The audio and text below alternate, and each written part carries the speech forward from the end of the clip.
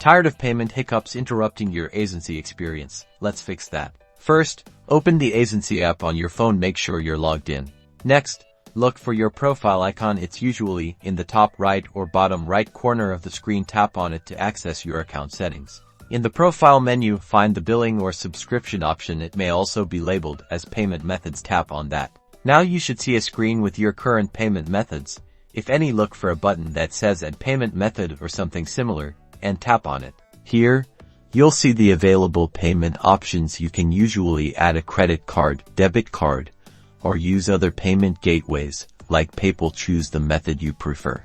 Now, carefully fill out the required information. This usually includes your card number, expiry date, CVV, and billing address. Double-check everything to make sure it's accurate. Once you've entered all the information, tap the Save or Add Card button. The app will then verify your payment details.